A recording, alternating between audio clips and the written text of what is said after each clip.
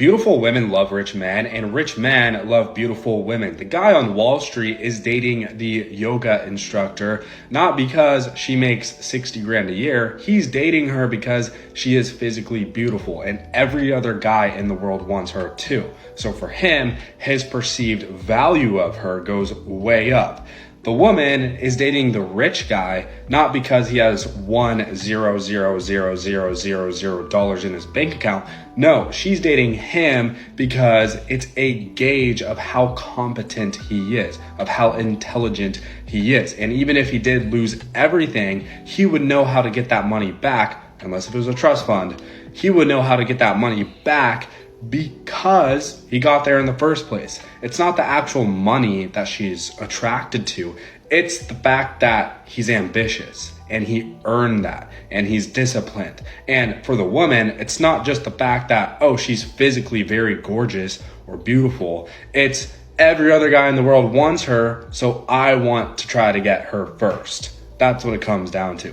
And for us to sit here and lie and say there's no economy to love, it's not transactional at all, it's all about personality and kindness and looks, is a complete lie. We would be doing society a massive disservice, and we all need to be more real with the dynamic of relationships. Give me some money to leave for these kids so they can get some DoorDash.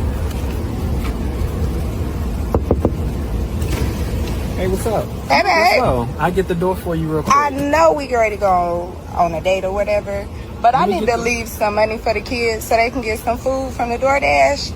You mind giving me a couple dollars?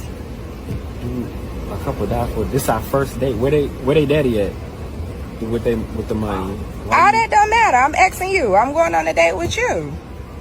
I know, but that's not like technically like you supposed to have that set up before you call yourself going out on a date. The children should already be straight. That shouldn't be like a responsibility on me. Like, so my pay kids for your kids' food. Yeah, my kids not important to you. It's a package deal. We just met. In order for a package deal, we just met.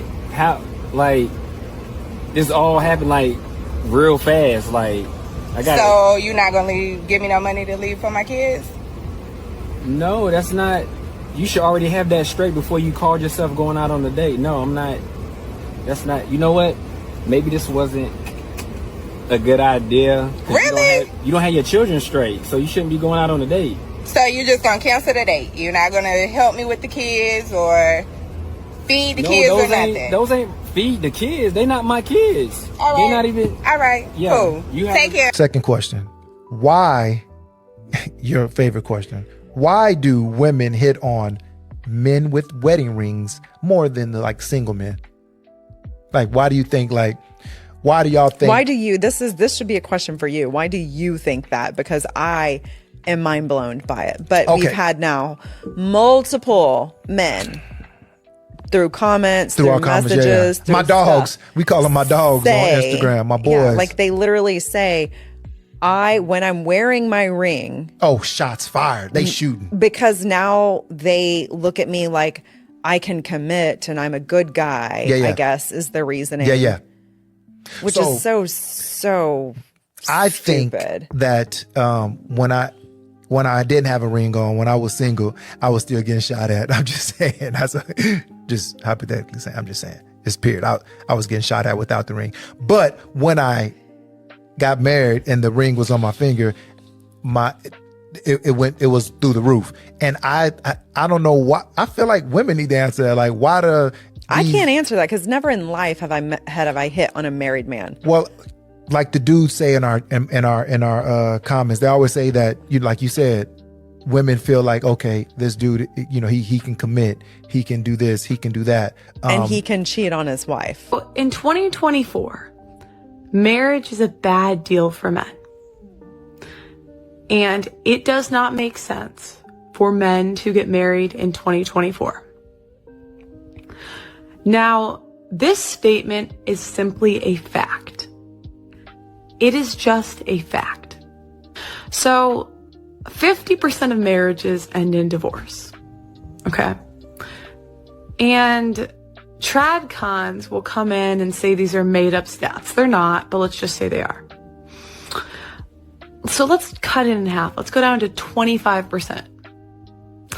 if you did a business deal where your partner is paid to leave, and in the process of leaving, this business partner has the power to accuse you of assault, to ruin your entire reputation, to fire you, to help make you lose your job, to disparage you on social media, to take half of the money that you've spent 20 years working for, to take your children. Even if it was a 25% chance, you would think, I don't know if I want to sign that deal. I don't know if that's a good idea. You know, a lot of these modern women are upset that men aren't really asking them out anymore. You know, it seems like, you know, when I was in my 20s or my early 30s, men seem to be asking me out. They seem to be more interested. What's going on? And even in your mid 20s, right? You might not have as many men, or the men that you want, asking you out. Well, if you don't have the men asking you out that you want, that might have to do with how you present yourself. Number one. Number two, if you have men asking you out, but not as frequently, then, you know, that might just be them.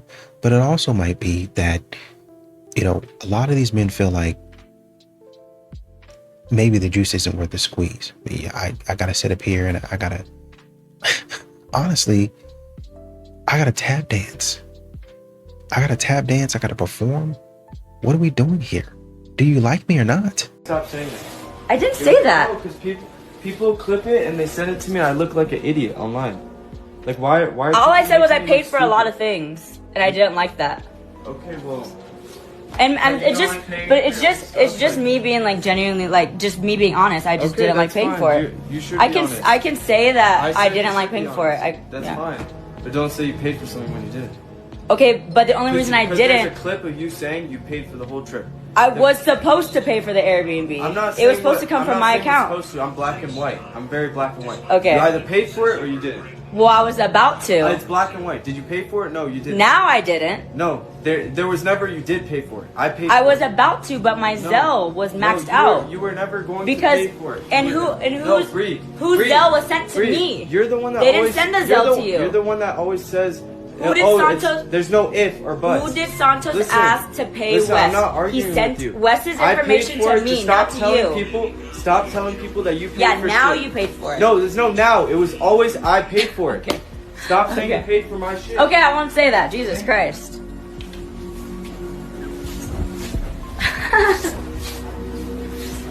No need to be so negative and rude. Have a peaceful day. When is the last time a man has approached you? And if you're a man, when is the last time you've approached a woman? And I'm not talking about the club drunk being like, what's your name?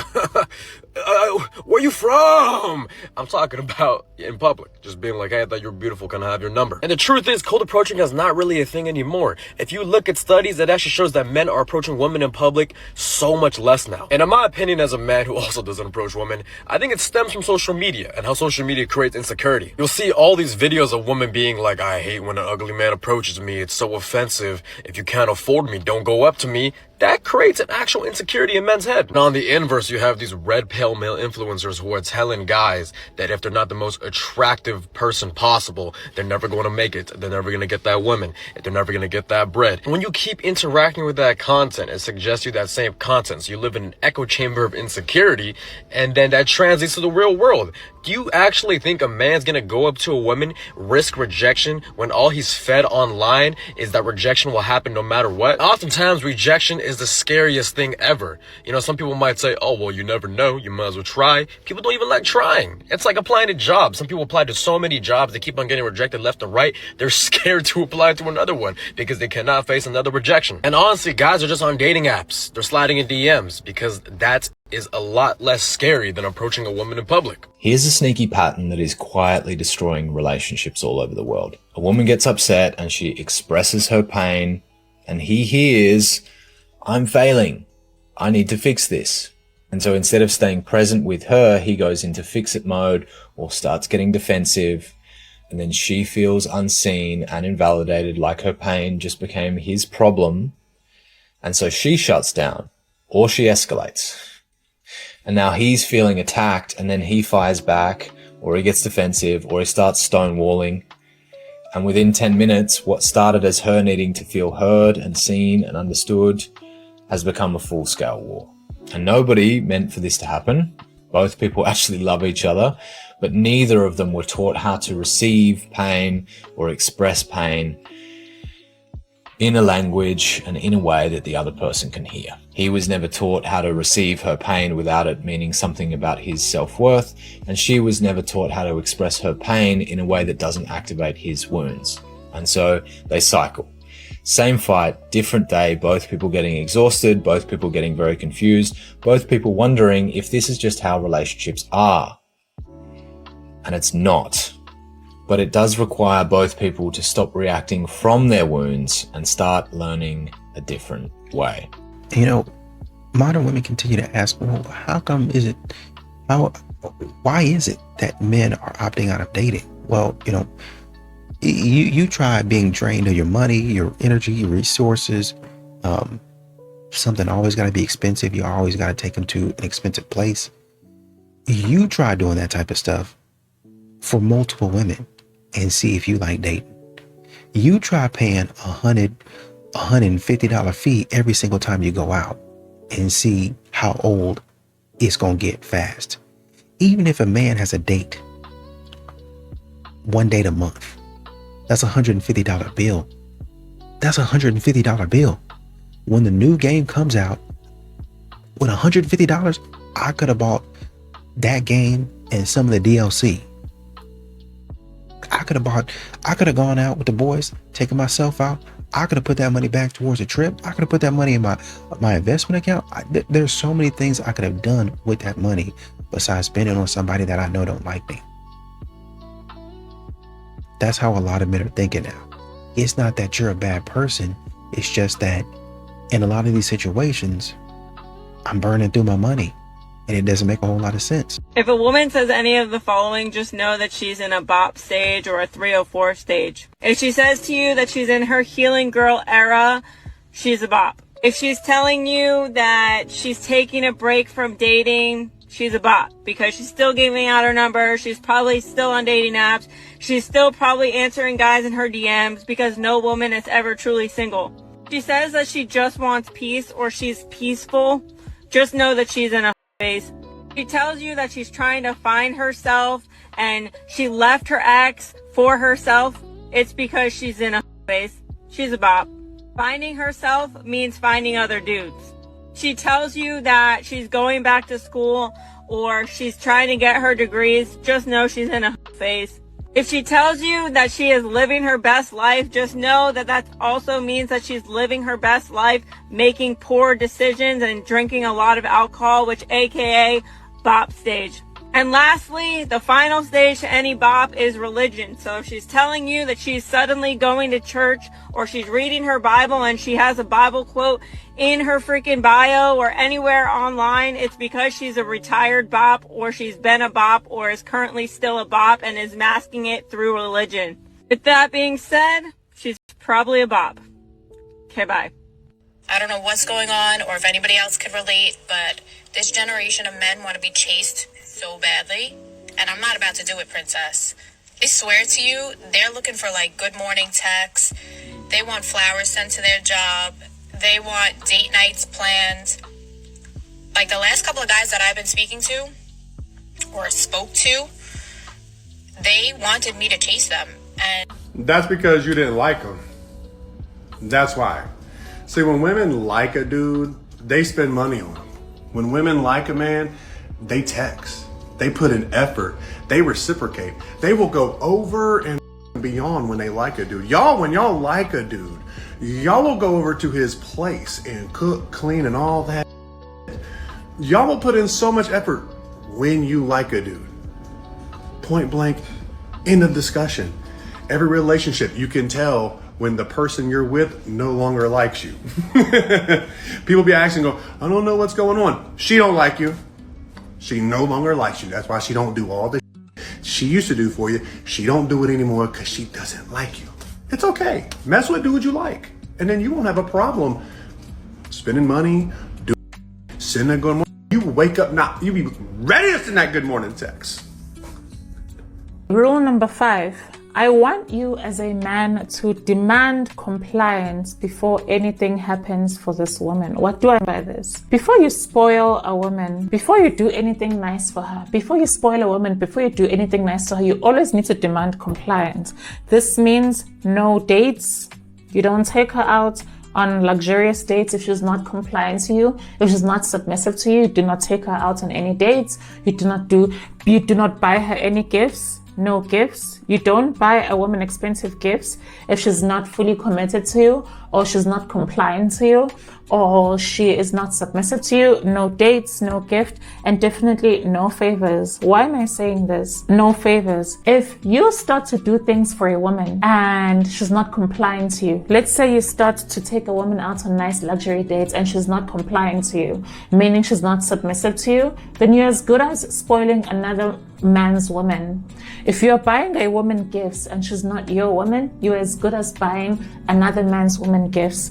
If you are taking her out on expensive trips, you're doing her favors, you're doing all of these things, and there's no compliance, and she's not giving you, and she's not exclusively to you, then you definitely are spoiling another man's woman. She's not your woman. She's not yours. It's just your turn. She's not yours. It's just your turn. It's your turn now. Your turn will be gone. That is why, as a man, I'm telling you this today. You do not spoil a woman who does not belong to you. You do not spoil a woman who does not give you full compliance. If she's not submissive to you, you do not spoil her. You do not spoil a woman who has not given you any type of compliance. Remember, if she's not exclusive to you and she does not belong to you, do not do any dates for her. You do not give her any gifts. You do not do any favors for her, right? And you have a lot of these men out here that are just regular guys. They're quiet, they're disciplined, and a lot of times because they don't yap about and holler and scream, that's why they get overlooked. Because modern women, they're looking for what they would call an alpha, a double alpha. I'm looking for a lion. Roar and make me hear you. Let me hear you. And so Chad and Tyrone are out there roaring. Just roar, roar, roar. As a matter of fact, Chad and Tyrone, sometimes they do, to be fair. But their roar is not even all that. At all. But they go ahead and stand behind a lion that actually know how to do it. And, they stand in front of a lion that actually knows how to roar. And then when the women look over, is that him? That must be him. And they think, oh, that's Chad roaring like that. He's got something. And they go over there messing with him. When really, actually, honestly and truly, it was the good man. It was a stable man. It was a regular guy that had his stuff together that was roaring like that. But modern women can't distinguish. They can't tell the difference because Chad and Tyrone look good. And that's really all they're looking at. Modern women don't like to tell you, but they're just as lustful as men are. They're filled with lust the same way that men are. I don't know what a man does for work. If he does not come home and contribute to your life, meaning helping you with the kids, helping you with the house, helping you with the laundry, he is not the one, sis. Yesterday I was upstairs cleaning. Now the house was completely destroyed. Like, I had a really busy day working, answering some messages, posting content, just really catching up from being gone over the weekend.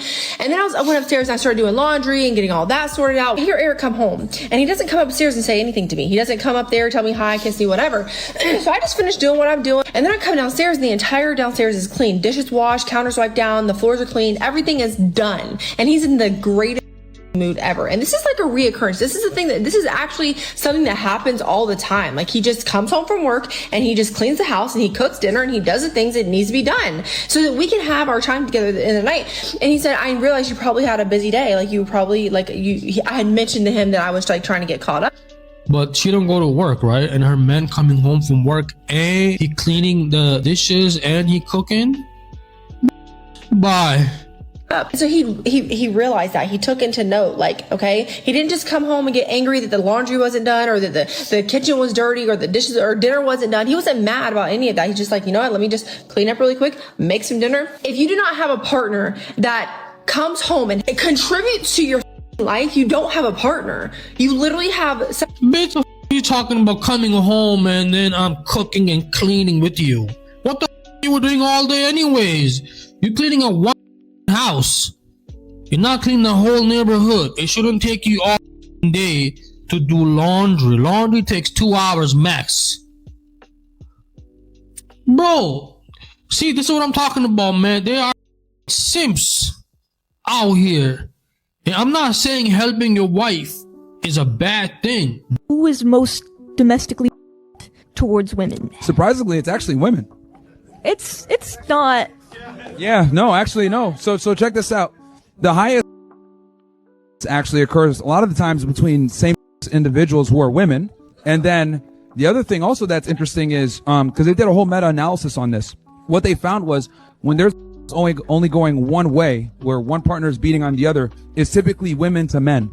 They're beating on the man. But the majority, obviously, are of like, they beat on each other. So it's two-way. But when it's only one party attacking another, it's the woman to the man most of the time. So, you know, I think that's a misconception that a lot of people have where, you know, people think that, oh, men are just beating up on women or whatever. It happens, but I don't think it's as prevalent as people try to say. And, you know, this is like feminist propaganda to push certain things out and get certain legislation going or whatever. But the reality is that it's really the women that tend to be more with that stuff because women don't have a proper concept of, I'll explain this, right? So the thing with men, right, is when men deal with each other, there's already inherent respect to a degree because we understand that we're capable of each other, right? Because we have the physicality to do so. Women don't understand this that much, right? This is why, like earlier, I'll give you an example. When I was out doing the thing, the people that were heckling me the most were women, right? And the reason why they did that is because women don't understand the concept of and consequences, repercussions for talking, because women don't get punched in the face by men, luckily, right? But men do. So if you say the wrong thing to a guy, you know that there might be a physical confrontation that can end your life. Women don't understand this concept for a multitude of different reasons because, you know, obviously we live in a civilized world. Men don't really attack women like that, which is good. Women, when they do fight with each other, they're weak, so who cares? So in general, women don't have a proper concept. So this is why they tend to be more, because they don't understand the consequences and ramifications of it. I'm sorry, but when was someone gonna tell me that only 14 to 15% of men in the US are 6 foot and taller? Girls are out here putting 6 foot and taller as a requirement on their dating profiles. That's like, no wonder you're not gonna match with anybody. The average female in the US is 5'3". And fat as fuck. You forgot to say that, huh? And obese. And overweight. You forgot to say that, right? It's a lot of them that are overweight. You forgot to say that? Say that. Say it. So I feel like unless you're like 5'9" and taller, you should not set your thing to 6 foot. I think it has something to do with mental health. I really think it do. Like you 39, you 40, you 45, and you worry about how tall a man is. Like you 5'2", 5'3", 5'4", and the man is 5'8", 5'7", and you want him to be 6'9", 7'7". I think some of you have some mental issues. Man, I know a lot of people hate this word "are," but I think that a lot of you are. I really do think so.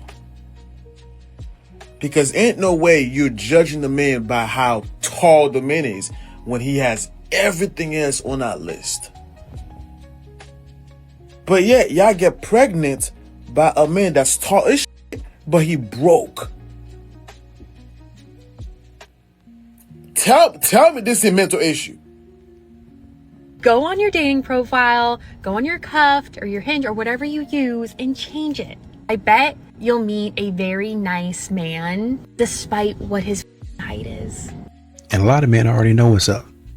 Get to the date, already audit, and this is okay when women do it. You're already auditing me financially. You ask what neighborhood I live in, what car I drive, oh, do you rent or own? That type of stuff. Men already know what that is. Oh, is your car leased or is your car financed? Oh, you know, it's important. And they say that and they try to make it seem like, oh yeah, you know, try to make it a part of normal conversation, but they're really digging for information. And men can see that. Oh, you're trying to qualify if I'm financially able to do the things that you want. Not the things that you need, the things that you want, right? Which once again, cool. If I don't measure up, I don't measure up. But when it's time for me to ask my questions, I want to be able to ask my questions about the stuff that I actually care about the things that I actually value, and not get any pushback.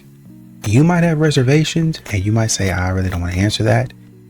But there are some things you have to understand, and this is where self-awareness comes in. You have to understand that you're asking things that he might not want to answer. He said, well, if he don't answer that, he's shady. Okay, well, there you go. If you don't answer a lot of the questions, some of the questions that he's asking, don't you think that might show up as shady to him? So if body count doesn't matter, why y'all lie about it?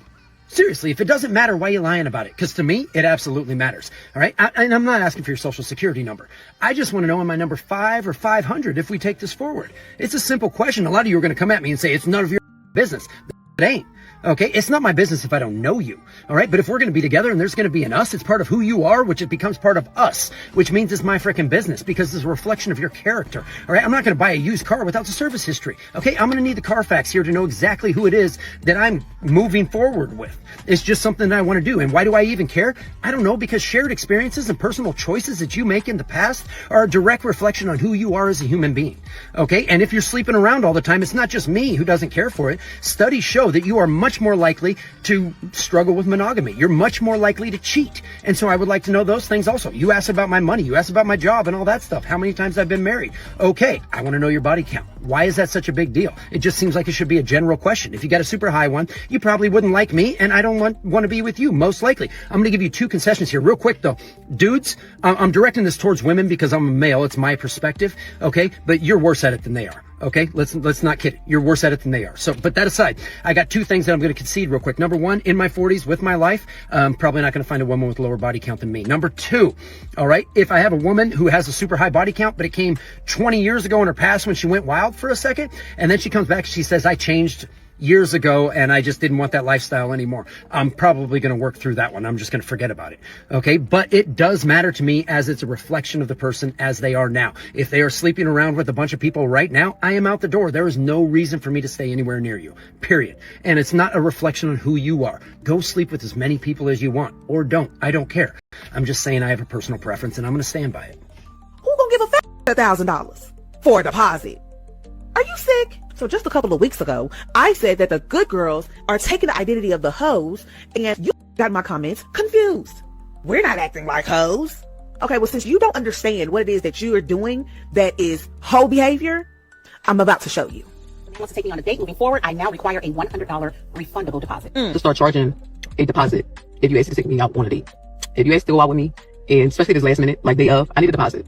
I need like a $50 deposit. We should start charging these men deposit to date us. Like we should start charging them a fee to date us. Like a 30-day trial. You pay like $1,000 to date us. Yeah. So would require a deposit to take me on a date to cover my date preparation costs. I'm now working with an app developer to make this a reality. There is a clear difference here where the woman can set the deposit rate and the man can pay for her date preparation costs. So as long as you're going to walk into the date already so happy, and that's going to lead to a better date. So when people ask, how did you meet? You can say, he courted me. I like that. Because hold on, how am I know you for real if you ain't sending a deposit? You gonna have to like make sure I look, like I'm gonna have to make sure I look good, so you gonna have to send that in. I gotta get my hair done, I gotta get a new outfit, I might have to get a Uber. My money is my money, you wanna see me. I wanna see. What's the deposit fee? It depends on it depends on who it is, right? No, it don't depend on who it is. Yeah, You're wondering why y'all are packing out these singles events like the Million Man March. Y'all are desperate as hell and you confused as to why you can't find a man, but you're doing like this. And then who gonna give a fat $1,000 for a deposit? Are you sick? Have you lost your mind? Whenever you pay a deposit for something, you're paying a deposit. That is a down payment for a service or a purchase. You're purchasing something. If you're selling your time, oh, you gotta pay me for my time. A quick visit? Cause you a hoe. Cause that's what the hoes do. Like, let's be so for real. Y'all are doing everything that doing. I think you should send me a deposit. Deposits are for services. What services are you providing? If you meet a man and he does any of these things, you better run for your life. Text you Grand Rising. That's Hotep and Broke speak for good morning. Run. He asks you, what do you bring to the table? Not only do he want to know what you bring to the table, he wants you to build the table, buy the table, clean the table, put the food on the table. He wants you to prove that you can do everything for the table. This is the biggest pet peeve of mine, and this is why I wrote my dating ebook. Because I don't want you ladies dealing with men that will ask you questions like, what do you bring to the table? Run. He texts you 50-11 times WYD, but he still ain't playing no date. He ain't never gonna plan one. Run, run, run. He send you unsolicited eggplant pics. Girl, run. He referred to his mama as a strong black woman. He call you big money. I don't care if you got heels on. Run. Did you run yet? He tell you that he's the prize. Run. Run. He tell you that his mama worked 2 jobs. Because if his mama worked 2 jobs, he letting you know that he expect for you to work 2 jobs. Not only that he expect for you to work 2 jobs, but he know that you can work 2 jobs because his mama worked 2 jobs, and that made him think that all women can work 2 jobs. So if you gonna be his woman, you gonna work 2 jobs. Come on, say it with me. Say it with me now. Run. Run. Run, girl, run. He tell you you're an independent, strong black woman. Run. Whatever you do, run. Don't turn back. Run. Keep going. Run. Every time you think about calling him, run. You need to run now. You need to run. Every day, insecure men are telling women they're gonna alone with cats. Do they know that this threat doesn't work on women who don't give a about being alone? Like, sir, have you seen women lately? We are actually choosing peace. And you think a cat is a threat? What, a soft, cuddly, low maintenance creature that doesn't gaslight me, that doesn't ignore me, that doesn't make me question my sanity? Be for real. You see, women are no longer staying out of fear of being alone. We're leaving because being with the wrong person actually feels lonelier than being alone. Hello? What part of this are people not understanding? So when you say you're going to end up alone with cats, a little fluffy companion who just wants snacks and naps, and you think being alone for women means an empty, sad life? Have you seen women who are alone? We have friends, we have deep conversations, we have freedom, we have laughter, we have our routines, our goals, our peace. We have lives that don't revolve around men, and that's what threatens insecure men. Don't ever get it twisted. Alone doesn't mean lonely. And the reason insecure men want women to fear being alone is because it benefits them if women are rushed. It benefits them if women think they're running out of time. Because if she believes she's running out of time, she's more likely to settle, she's more likely to ignore red flags, more likely to accept less than she deserves. Panic never leads to good choices. So before you tell a woman she's gonna end up alone, just remember that only works on women who are afraid, and more women just aren't anymore. And men, you have to understand that men work off of respect, right? So if I'm seeing, hey, why is he not, really chasing me and begging for me, and I want him to really, really want me and love me and all that stuff, I get it. But, if a man is getting out there chasing, you think about being in the middle of nowhere, just chasing. At some point in time, you're gonna be like, what am I doing running? What are we running for? What am I running for? Is there danger? Like, what's the situation? And that's what's happening. Men have stopped and started questioning why they're actually chasing. What am I running for? Who am I running after? Who am I running away from? And when you see men stop and start to do that analysis, now it gets clarity on, oh, well, what the heck? Why am I going in this direction? Ain't nothing over here for me. And that's when you stay over there and you sit over there like, oh man, he just quit chasing me because he stopped running and he started thinking. And once he started thinking, he got some mental clarity and was like, oh, she wasted my time. Let me go run in the other direction, towards my goals, towards my vision, toward my aspiration. Let me go back that way. Let me find somebody back that way that actually likes me. That's why you're missing out on these good guys.